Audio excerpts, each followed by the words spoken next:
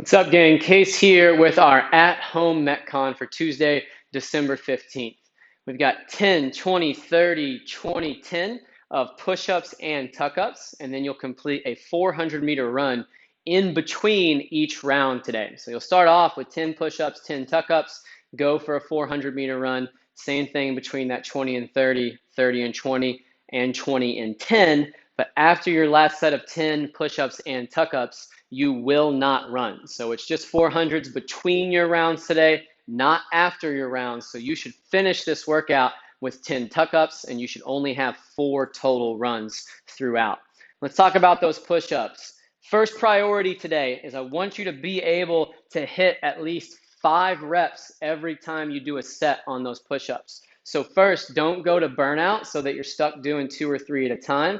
And if you're someone who just got that strict push-up on the ground, maybe you're only able to chain together 5, 6, 7 reps, then I want you to elevate up today. Check your ego. Don't be shy on elevating up. Other thing I want you to watch out for is it taking you 10 breaths before you can hit that next set of 5? If so, that's too much break. You should really be able to do no more than 5 breaths before you hit your next set of 5 push-ups. So we'll talk about elevated push-ups first because more of us need to be using that elevated option today. Hands still just underneath the shoulders, feet together. That's going to help us hold a better plank position.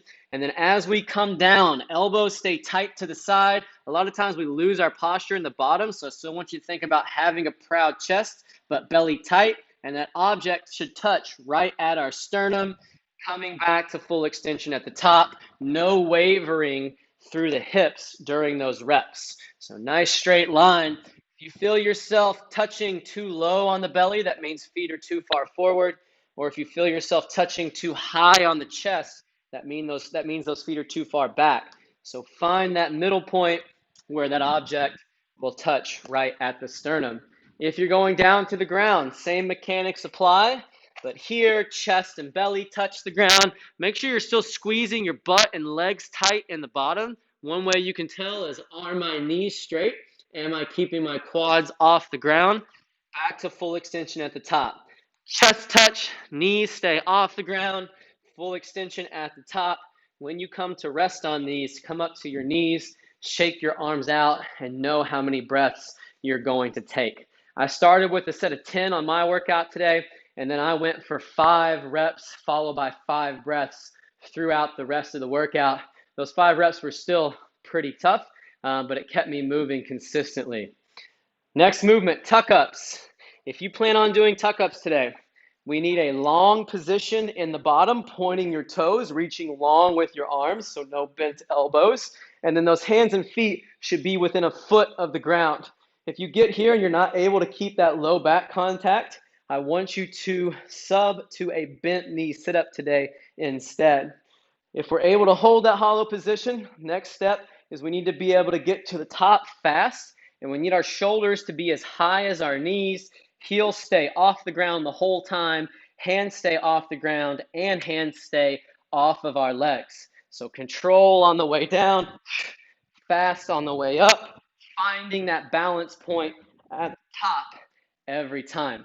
Same thing on those tuck-ups. You should be able to do at least 5 reps without having any technical breakdown. That's another thing that I see on tuck-ups a lot. People look good in the warm-up, but then when they get into the workout, this tuck-up gets a lot shorter, a lot more abbreviated. Full range of motion throughout. If you feel technical breakdown, that's either your cue to rest or sub to that bent knee sit-up. If you plan on doing those today, pull your heels as close as you can to your butt. That's going to make that up motion harder. It's going to work the core more, and it's going to get you closer to having that tuck up. So heels in close, hands touch behind, come all the way up. Get that chest to those knees at the top, and that'll give you a little more crunch, a little more ab work at the top. Same thing on those sit-ups, at least 5 reps every set. After your set of 10 push-ups and 10 sit-ups, you'll go out for that first 400-meter run. Your first 2 runs today, I want you to control that pace a bit more. So really focus on relaxed shoulders, fast steps, quiet steps. That's going to keep you from overstriding. And then when you get into those second 2 runs, that's when I want you to push that intensity up, still relaxing the shoulders, but this time faster, still the same quiet steps, but a little bit faster steps, also leaning forward a bit more, letting gravity pull you forward versus overstriding and having to really drive through that leg. So first 2 runs, moderate pace. Last 2 runs, that's where I want you to kick it in today. This is a workout that you should be able to walk away from. It is our deload week, so we need to mitigate our intensity a bit more so that we come into next week feeling fresh. Time is your score today. Good luck on this workout, and we'll see you back on Wednesday for a couple new strength movements followed by some conditioning work.